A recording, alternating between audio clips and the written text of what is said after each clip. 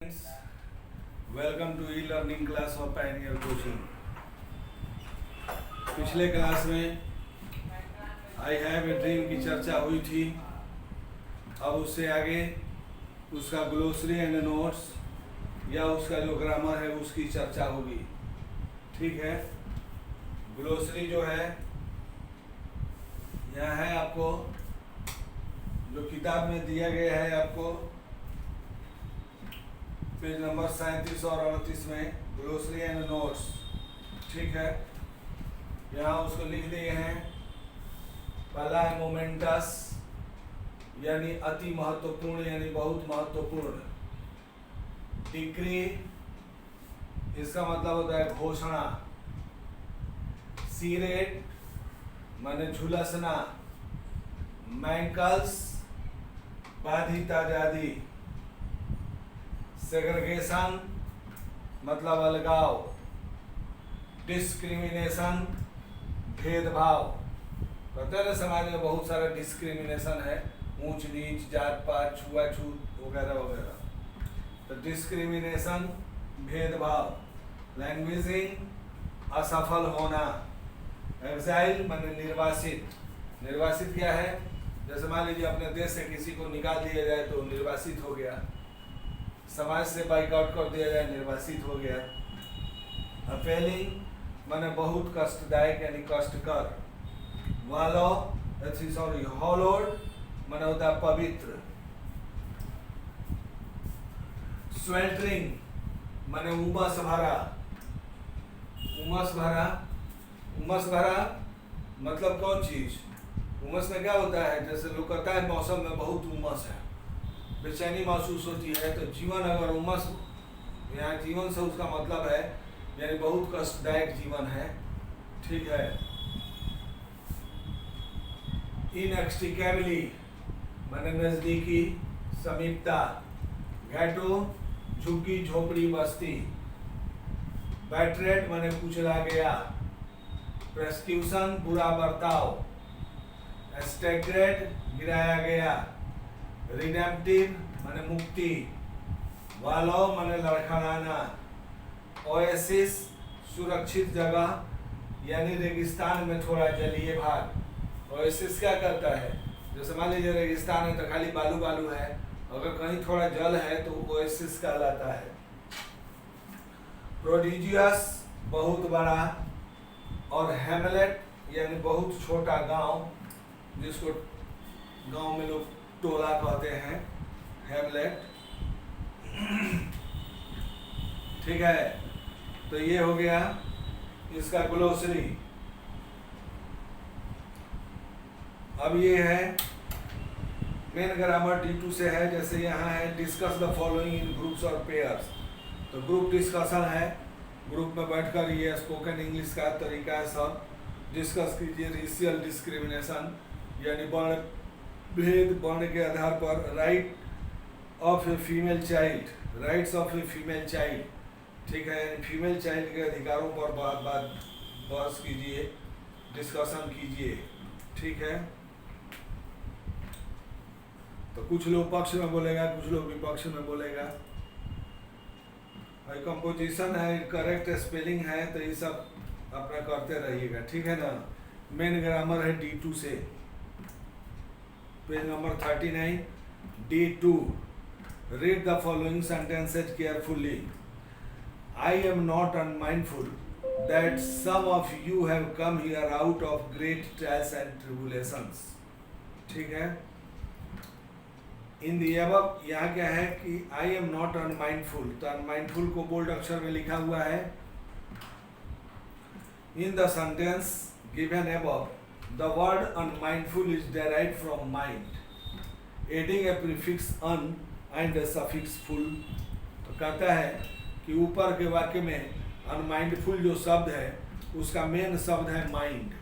ठीक है, उसके पहले एक प्रीफिक्स लगा है अन और एक सफिक्स लगा है फुल। ठीक है ना। जैसे हमने कहा कि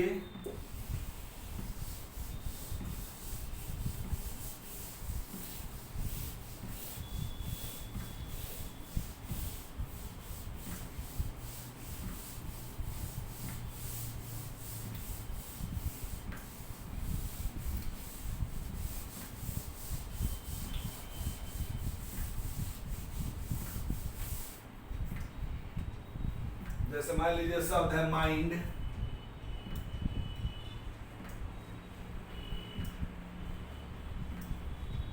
माइंड, माइंड माने मन, दिमाग, ठीक है। तो माइंड में एक यहाँ प्रीफिक्स लगा है ऑन, प्लस माइंड बराबर अनमाइंड, प्लस यहाँ एगो सफिक्स लगा है फुल बराबर अनमाइंडफुल।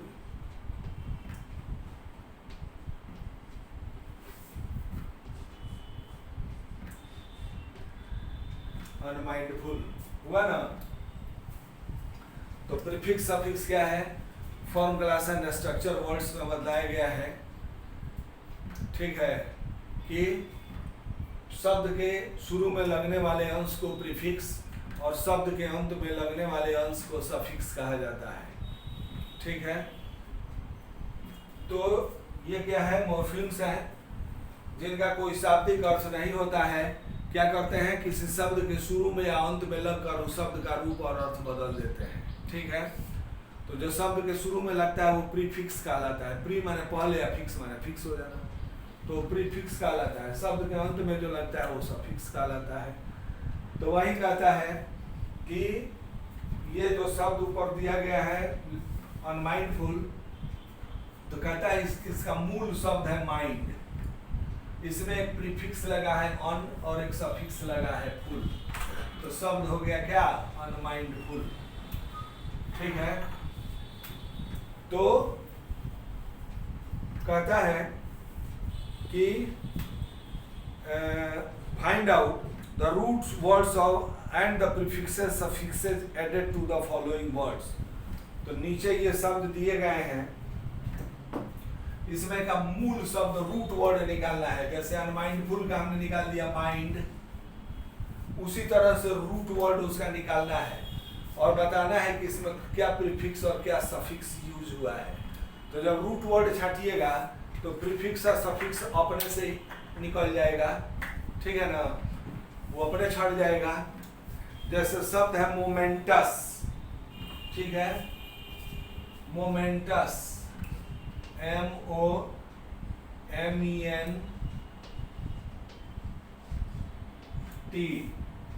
ठीक है। मोमेंट इसका रूट वर्ड है, इसमें OUS सफिक्स लगा है, ठीक है, बराबर ये शब्द हो गया मोमेंटस।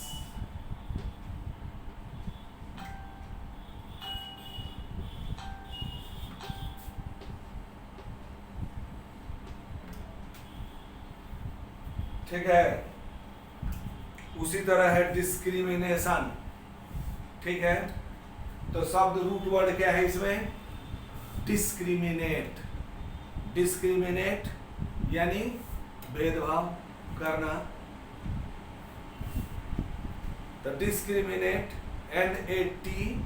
NATION हट गया और T के बाद यहाँ E जुट जाएगा, डिस्क्रिमिनेट।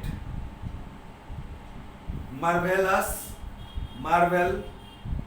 राइटियोसनेस, राइटियोसनेस पूरा बड़ा शब्द है, इसमें मूल शब्द है राइट,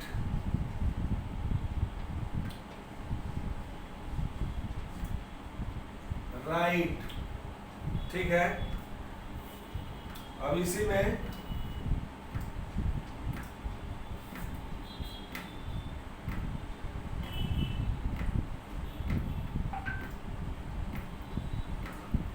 EOUSNE लग गया, ठीक है। राइटियोसनेस शब्द हो गया। राइटियोसनेस का क्या मतलब होता है, राइटियोसनेस मीन्स होता है धर्म, ठीक है। यानी तुलसीदास ने लिखा है कि patience, righteousness, friend and wife, these four are tested in times of crisis. यानी धीरज, धर्म, मित्र और नारी, आपद काल पर किए चारी। तो राइटियोसनेस। उसके बाद है प्रेस्क्यूशन, तो इसमें क्या है, प्रेस्क्यूट, nullification, nullify, freedom, free, community. अब यहां देखिए कम्युनिटी शब्द है,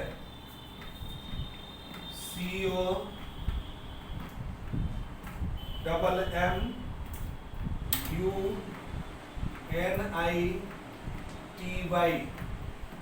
कम्युनिटी। अब इसमें क्या है कि अगर छाटेंगे तो ये वो सब छट जाएगा कम्यून, आइए वो छट जाएगा यूनिटी। तो कम्यून बनाए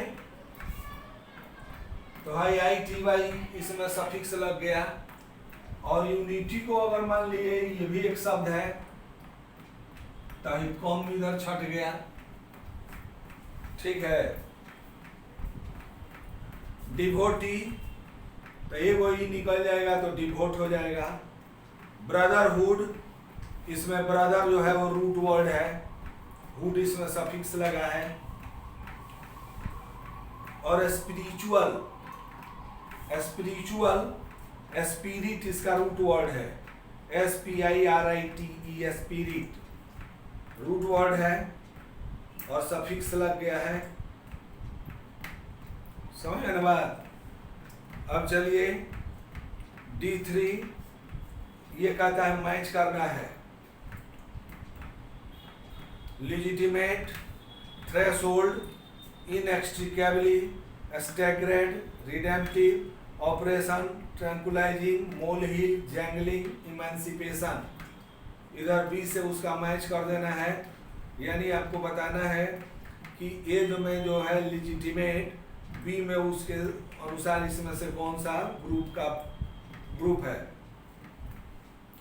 तो लेजिटिमेट मीन्स न्यायोचित, तो इसमें से ये मैच करता है। बी में तीसरा इन अकॉर्डेंस विथ लॉ, यानी कानून के अनुसार। ठीक है। थ्रेशोल्ड, ये है नीचे से तीसरा, the point just before a new situation. ठीक करते चलो लोग। इनएक्सट्रिकेबली means closely bound, inextricably, closely bound. Staggered, staggered, walk or move unsteadily.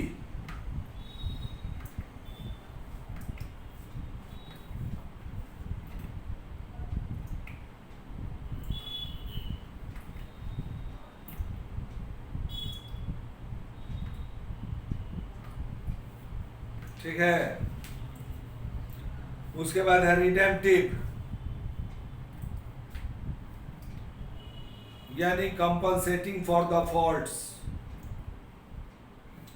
Operation cruelty, tranquilizing, some नहीं है, becoming calm. Molehill, a small pile of earth. Jangling, unpleasantly harsh. और emancipation माने freedom, मुक्ति, आजादी। ठीक है।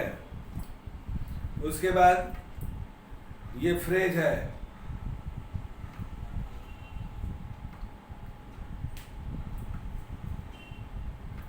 फ्रेज है so far as, यानी जहां तक, so far as I know he is a lawyer, जहां तक मैं जानता हूं वह एक वकील है। कूलिंग ऑफ माने शीतलता, ठंडा, ठंडा ना, जैसे इसे लिखे हैं ना एक जगह, it is not time to engage, और cooling off Luther king.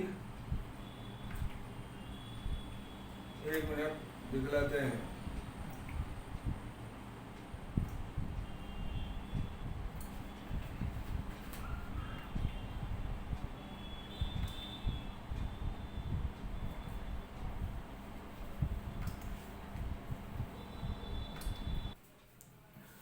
Cooling of, ठीक है। तो अब देखिए यहाँ है पेज नंबर 34 34 पैराग्राफ नंबर 3, ठीक है। और नीचे से 5वां लाइन में देखिए, this is no time to engage in luxury of cooling off और to take the tranquilizing drug of gradualism, ठीक है। यानी ये समय नहीं है कि हम विलासिता का जीवन जिए, ठीक है, और नशीली दवाओं का सेवन करें। उसके बाद है सीक टू माने खोजना, ठीक है। उसके बाद इंस्टीड ऑफ के बदले में, जैसे हमने कहा he gave me a pen instead of pencil. Blow off माने होता है विस्फोट करके उड़ा देना, he blew off the bridge. Bound to माने संकल्पित, ठीक है, the train is bound to Delhi. Stand up for माने समर्थन करना, और क्वेस्ट फॉर माने खोज में। तो ये फ्रेज है। उसके बाद है put the correct form of verbs given in the brackets, given A complete and given and complete the sentences. ये क्या है? ये टाइम एंड टेंस है। ब्रैकेट में इधर वर्ब दिया गया है तो उसको यहाँ सुटेबल उसका रूप भरना है। जैसे the negro still dash himself an exile in his own country, ठीक है। तो the negro still finds himself an exile in his own country. The people to realise the plight of the negroes. The people bracket में है come, the people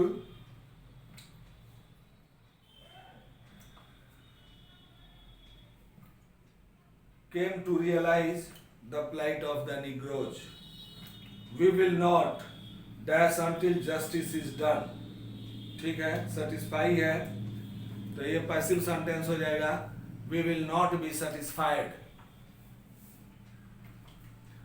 late freedom dash from the mighty mountains of New York, ठीक है। तो यहाँ क्या है? Ring है तो रिंग ही रहेगा। Let freedom ring from the mighty mountains of New York. जैसे यहाँ देखिए कितना बार बोले हैं let freedom ring, let freedom ring. America great, let freedom ring.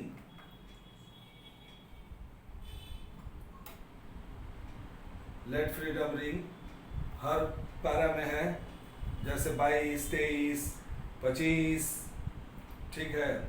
तो लेट फ्रीडम रिंग तो रिंग ही रहेगा। Martin Luther dash America proud, तो मार्टिन डू है तो डिड हो जाएगा, ठीक है ना।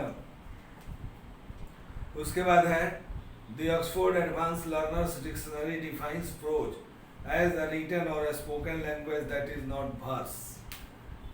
यानी ऑक्सफोर्ड डिक्शनरी जो है वो मेन है कि यहाँ डायग्राम बनाया हुआ है कि भाषा को दो वर्गों में बांटा गया है, प्रोज और वर्स, गद्य और पद्य, दो हुआ। अब क्या है कि अब गद्य को भी यहाँ दो भाग में तोड़ दिया है, एक है रिटन और दूसरा है स्पोकन, ठीक है। फिर रिटन को इतने भाग में तोड़ा है, ड्रामा, शॉर्ट स्टोरी, नोवेल, ऐसे, लेटर, बायोग्राफी एंड ऑटोबायोग्राफी। तो ये क्या है? ये रिटन में है। जैसे ड्रामा शॉर्ट स्टोरी, नॉवेल, एसे, लेटर। बायोग्राफी, बायोग्राफी कहते हैं किसी के जीवन के बारे में कोई दूसरा लिखता है तो वो उस आदमी का बायोग्राफी हुआ। जैसे मान लीजिए मेरे जीवन की घटनाओं के बारे में अगर आपने लिख दिया तो वो मेरा बायोग्राफी हुआ, ठीक है। और ऑटोबायोग्राफी, कोई अपने जीवन के घटनाओं के बारे में स्वयं लिखता है तो वो उसका ऑटोबायोग्राफी हुआ। जैसे मान लीजिए कि मेरे जीवन के बारे में आप लिखिए तो वो मेरा बायोग्राफी हुआ, और मैं खुद अपने बारे में लिखा तो वो मेरा ऑटोबायोग्राफी हुआ। उसके बाद स्पोकन में है, इसमें है speech, debate, argument, sermon. Speech, debate, argument समझ रहे हैं। सेरेमन माने होता है प्रवचन, जो अक्सर मैं आपको करता रहता हूं। उसके बाद है try to find out the various verbs from the forms and make a list of them. तो ये सब कुछ नहीं है। चलिए तब अब ये हो गया आई हैव ए ड्रीम। अब इसका ये चैप्टर फाइनल हो गया। अब इसका है question summary and question answer explanation. तो उसके बारे में मैं आपको बता ही दिया, उस पर काम चल रहा है, टाइपिंग हो रहा है। वो हो जाएगा तो आप लोगों को भेज दिया जाएगा। अभी जमाल साहब उसको कर रहे हैं, सब टाइप बैठ कर रहे हैं। तो जब हो जाएगा तब आप लोगों के पास सेंड कर दिया जाएगा, ठीक है। तब तक आप इसको पढ़ते रहिए। बाकी बातें अब अगले चैप्टर में होगी, ठीक है। अगला चैप्टर है ideas that have helped Mankind. Bertrand Russell का लिखा एक लेख है, तो उस पर अगले चैप्टर में हम लोग अब बात करेंगे, ठीक है। तब आई हैव ए ड्रीम ये हो गया, एक चैप्टर हो गया। अब फिर एक अगला हम ग्रामर कुछ पढ़ाए देंगे, और तब ideas that have helped Mankind शुरू करेंगे, ठीक है। फिर ओके देन, थैंक यू।